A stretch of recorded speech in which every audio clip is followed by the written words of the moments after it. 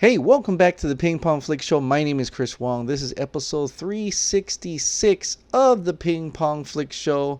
And I hope you're all having a wonderful Aloha Friday and can't wait for the weekend. By the way, just real quick, tomorrow night is going to be once again my live chat where I get to discuss things with you guys on anything that you want, literally anything that you want. And so wait until then. So tomorrow night, live chat.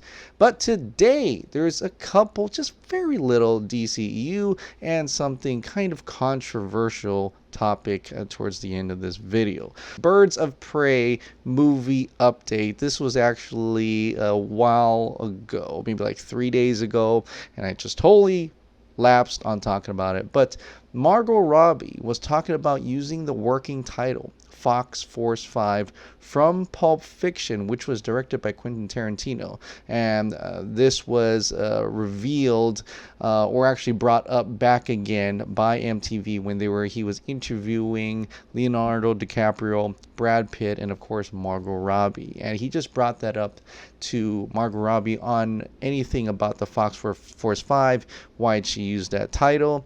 And she was kind of coy about that, and I'll link that video in the description below so you can go ahead and check it out yourself. And there may be possibly nothing about this more than just kind of inspired by Quentin Tarantino's work. If you don't know, Fox Force 5 is just it's just a small dialogue in Quentin Tarantino's movie Pulp Fiction, and it was worded by Uma Thurman's character. Name's escaping me right now. I'm trying to see. Mia Wallace in Pulp Fiction, where it was an actual title of a fictional TV show about an all-female team. And it was actually supposed to be a TV show that Uma Thurman was a part of in real life. And then she just started to spew that out. And it goes over about how there's like 5. It's kind of like a Charlie's Angel type of team up, which is interesting because it does kind of match in a way what Margot Robbie's take is on Birds of Prey. There's these different special ability characters, females with special abilities, and there's a team up of them. And so I think with that being said, she may just be using the title as trying to explain in a way a fictitious title just to shoot the movie secretively, if you will. And a lot of other movies do that as well, like King Kong, Kong Skull Island was called Titan. So we've had those things before. But the interview would kind of say, was that something that could be in a way be talked about how your movie is going to be? And she kind of played coy on that, and I feel like it's kind of inspirational in a way. And I kind of thought about it further, and this is just pure speculation, by the way, that because she used that title and drawing inspiration possibly from Quentin Tarantino, or really liking that part. We know Birds of Prey is going to be a rated R film. We also know it's going to be funny. That's what they've said. It's going to be kind of funny as well. And I'm thinking, well, Quentin Tarantino's films are rated R, and they're also kind of funny. And most of the Quentin Tarantino films, like almost all of them, you're there for the quippy dialogue. Like there could be absolutely nothing happening in the scene, but you're so intrigued and you're so compelled to listen in to watch them banter back and forth. And I think the way his dialogue works, it just works, and you're sitting your scene, you're compelled to watch the whole movie. And that's what I really love about Quentin Tarantino films, like the quippy dialogue. There's possibly the gory action as well and things like that. There's bits and pieces of that, but I'm really there for the dialogue. I'm really there for the conversations that these characters have with each other and the way they play along with each other, and it's just really compelling stuff. So I'm looking at this as maybe, just maybe, what she's trying to get here is that her Birds of Prey movie is going to have some of that quippy dialogue, that fun dialogue that is prominent in a Quentin Tarantino film, but also the gory rated R action that is also prominent in Quentin Tarantino film, kind of like Kill Bill. Maybe it's going to be like that. It's going to have that crime type of thriller that is in a Pulp Fiction film, but a gritty martial arts action flick that is like in a Kill Bill film. So when we're thinking about R-rated but funny comedy, I never really thought about looking at a Quentin Tarantino film and saying, yeah, that totally could be how Birds of Prey is going to be like. That type of movie. And if that is true, then there's a lot to be excited for Birds of Prey if you're not already excited for Birds of Prey and the fantabulous emancipation of one Harley Quinn. Even that long title, it kind of screams Quentin Tarantino, don't you think? And I think that's something really compelling and something, and I hope I'm right. But if it's something else, hey, I gotta see the trailer. And please, where is that trailer? It's been so long. Look at it. Let me check. Did the trailer come out? No, it did not come out yet. But hopefully one day it will come out, and hopefully soon. The next update is Ava DuVernay's New Gods. Now, there is no timeline on when this movie is coming out. We know that she tapped Tom King to help her on with the story or script or writing, and they recently had a meeting together. Today, she put out this tweet.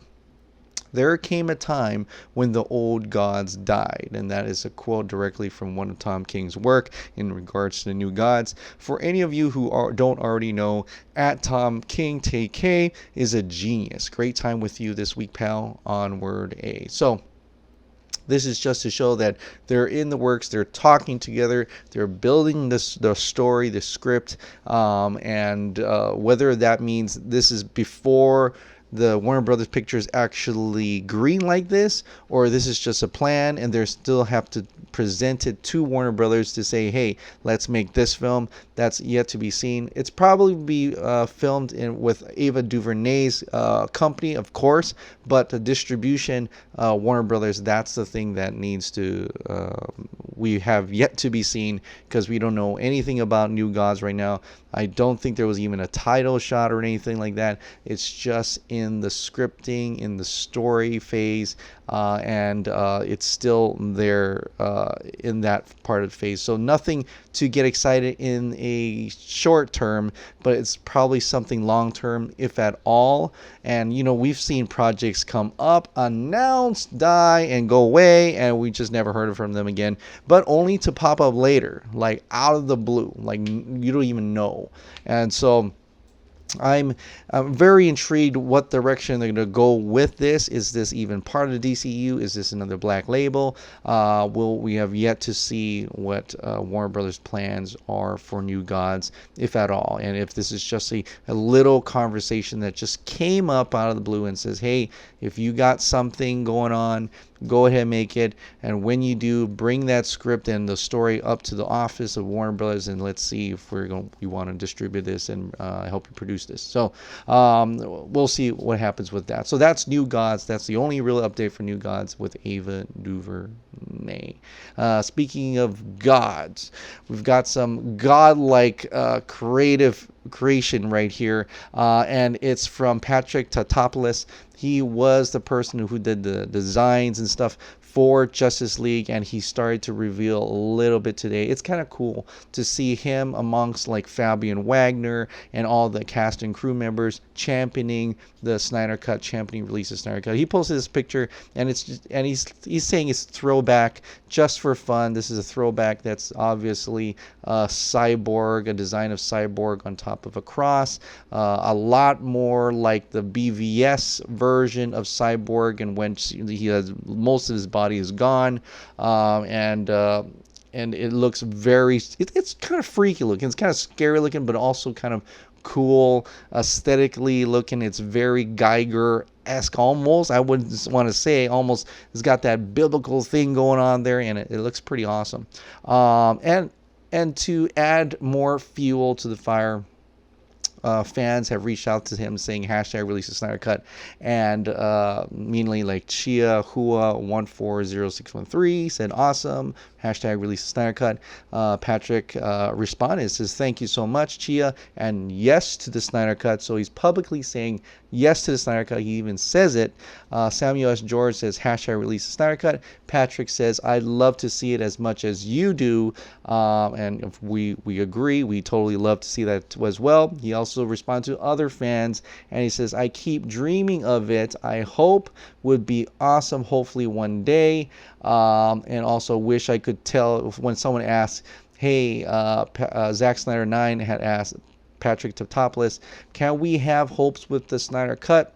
And Patrick says, I wish I could tell you, my friend, I have no idea. So this is really beyond his head, but at least he is championing this Snyder Cut movement, and is championing Release the Snyder Cut, because he worked very hard on that, and to see his designs not be part of the movie is something else. And also his fellow companions and fellow colleagues who didn't get to see their work, he's definitely being on the artistic side and wants to show art rather than all that corporate stuff that happened with Justice League. And with the whole thing about Justice League, it brought up a lot of conversation today regarding fandom in general, regarding people within the fandom that are, it brought a lot of negativity. And it's kind of sad in a way, because we've just came off of Project Comic-Con on a giant high of positivity and greatness, and it still is. Don't get me wrong, it still is.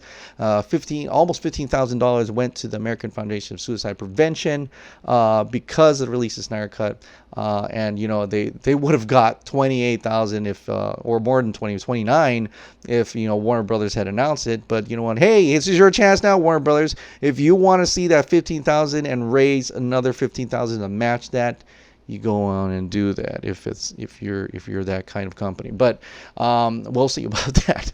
But other conversations came up, and this is really it came up because of John Aaron Garza, and he was responding to some fans, to the fandom and things like that, and he brought something compelling that I want to talk about. I don't want to stir the hornet's nest, and it's not my idea. It's just let's think about this for a second and what it could mean for the future. So this is very controversial, so I don't mean to get triggered or anything, but here's what John Aaron Garza says. So he said this: we lost Ben's Batman before we completely lost Justice League.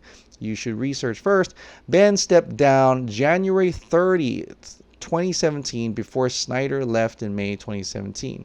The factoid here is that the Batman needed another director, and Snyder's plan was already changed way before that. And then he goes on to say even further. Okay, and the next thing that John Aaron tweeted was this: Ben was pissed at Zack. That's part of the reason why he left in the first place. Now, who's the saint and who's the sinner? Now, I don't know if he meant to trigger or troll fans. I don't know. I don't think so. But what we have here is a situation where we're looking back in a timeline where we're not physically there. We don't know what happened during that time of Justice League, during that time of after BVS and stuff. We can only assume, unless he knows any more, but we can only assume that what he meant by that, and what I personally believe what he meant by that, and what is that the fact that Zack Snyder had to change Justice League after the reception of Batman v Superman. And he laid it out here on his own panel. He said it on his own panel. Chris Terry and I had finished the script for Justice League before this movie came out, right? So that script was done. The movie came out, and some people didn't like the movie. A vocal minority. and so I was asked by the studio to like say, hey, you can't, there's a lot of stuff we don't want you to do from that script. So we did a rewrite, right, of the script. So the original Justice League that Chris and I wrote, we didn't even shoot. I mean, there's a lot of it that we shot. But the actual idea, the hard idea, the scary idea, we never filmed because the studio was like, that's crazy. And we were so insecure at the time after this movie came out, we were just like, I guess it is crazy. Like, we're fucking nuts. Like, what are we, there's gonna be mass hysteria in the streets if we film this.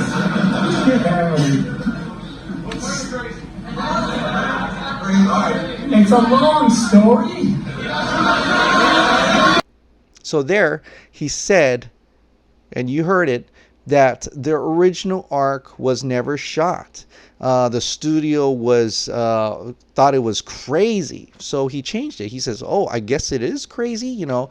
And so I think at that point, Zack Snyder was kind of second guessing himself, and him and Chris Terrio decided to change Justice League into what is the Snyder Cut now, or at least a version of what is the Snyder Cut now.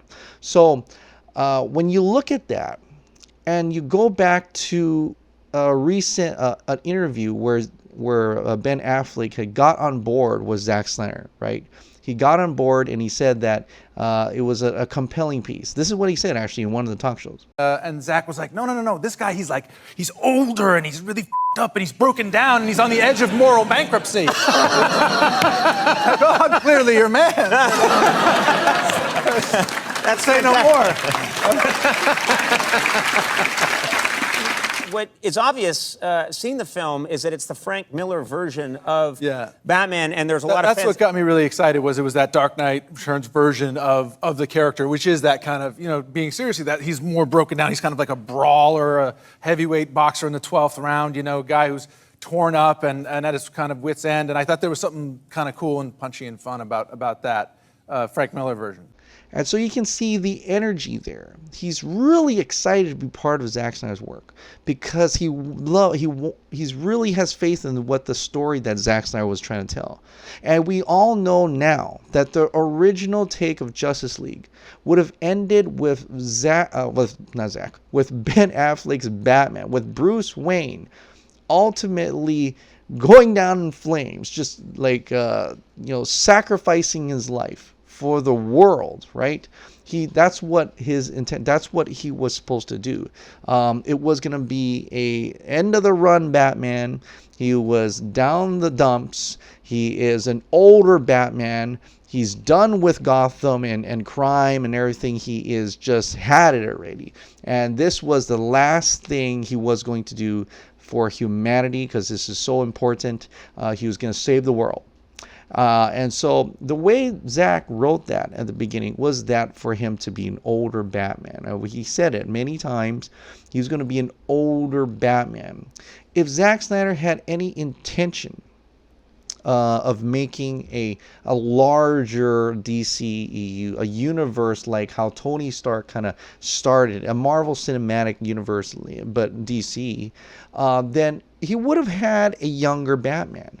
So it makes total sense to have an older Batman, because in older Batman there's a reason for him to, this is his last mission, his last quest. It's like the last Rambo film, the last Rocky film. This was Batman's last mission, and it was gonna, at first it was, to take down Superman, but he realizes that the bigger evil is, Darkseid and stuff like that. So that was supposed to be in the story, and so he signed up for that, and then Zack in a way compromised, right? The first time he compromised, and that was before they even shot JL, before they even do that, right after BVS.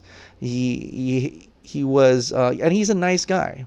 Zack Snyder is such a nice dude. He wants to play fair. He wants to play ball. And at the time, he was second guessing himself, and so he decided to not. They changed the Justice League script.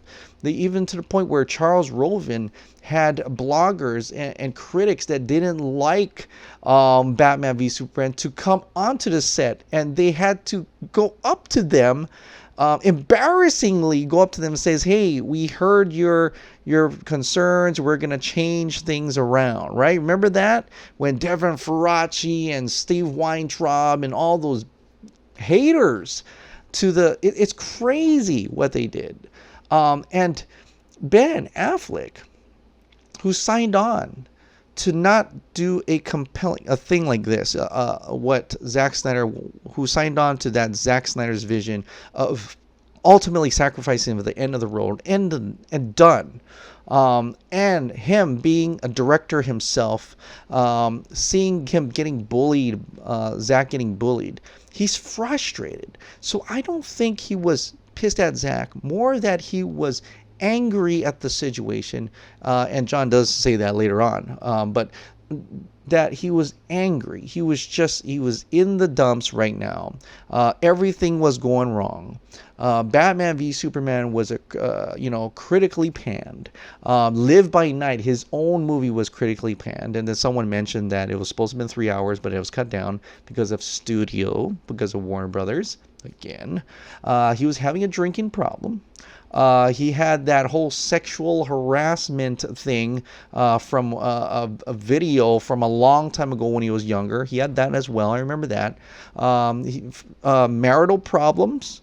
And also the Justice League thing. So there was so many issues. There were so many things going on with him. And he was just getting angrier and mad. And you can tell during the press tours, and he's like not really there. He doesn't want to be there. So I can see him lashing out. May not be intentionally. And he's still friends with Zack. He's still friends with and he made up with Kevin Smith, So it's not something that is permanent, like it's something that happened during that time, and he made up with all these people. So Ben Affleck was lashing out, and I don't blame him. It's a human thing to do. When you're depressed, when you're stressed out, when nothing seems to be working out for you, you start lashing out, and you don't mean to. You start snapping at people when they're asking you a simple question. Things like that. So I can totally see that happening. Now, I don't know what happened. I have no idea. I don't have any sources. I'm not a scooper. I wasn't even physically there. I don't know. I'm just going off on what he's trying to say, John Aaron's trying to say here, and try to kind of understand if something like this could have happened. And I think it really could have, in an innocently way. Nothing derogatory to anybody. It's all Warner Brothers' fault. All the derogatories goes to them. All the blame has to go to Warner Brothers. But nothing against Zack or stuff like that. He was trying to appease a company, and you can see that later on. Later on, he put up that post where it says, "Never compromise, not even the face of Armageddon." I think at that point he's had it. He's had it. He did. He compromised the first time, and then he's had it. I've said it many times before. The Snyder Cut is not the true Justice League 2 or 3 part arc. It's not that one at all. Zack Snyder himself said he never shot it. He said that idea was too crazy for the studio, so they compromised. Right. How many other times they may have compromised, we don't know. There might have been one more when Jeff Johns came on. Who knows? But we know that Snyder Cut is truly not the one, not the actual true sequel to Batman v Superman, because it was already done. And Ben Affleck, didn't want any part. He was kind of tired, but he was contracted to star in it. He's got contract obligations to do that. And when you're a director and, with a company like Warner Brothers, you want to work with them. But I think he's truly done with that. He's truly away from that. Zack Snyder's as well. They're totally done with it.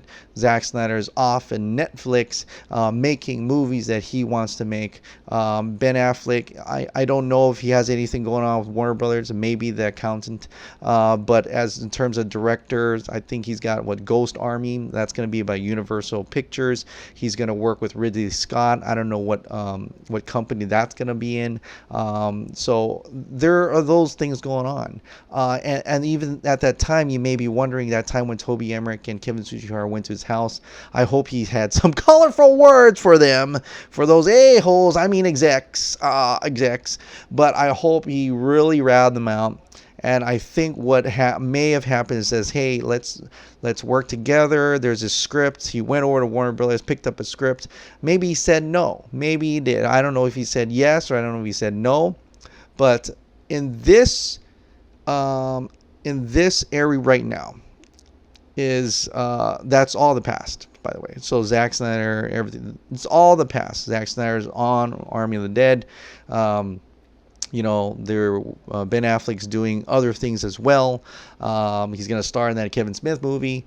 You know, Jay and Silent Bob, the sequel, the reboot. And we're at this moment where we're like, well, then does any of this matter? Like, what does any of this matter? Are they moved on? Are they ever going to come back? And I want to say never say never. Because change is constant. Things happen where you don't think that it wouldn't happen. I mean, we never thought we'd get a Batman and Superman movie, and we did. We never thought that some movies like Avengers Endgame could reach over $2 billion. Wow, I commend them for that.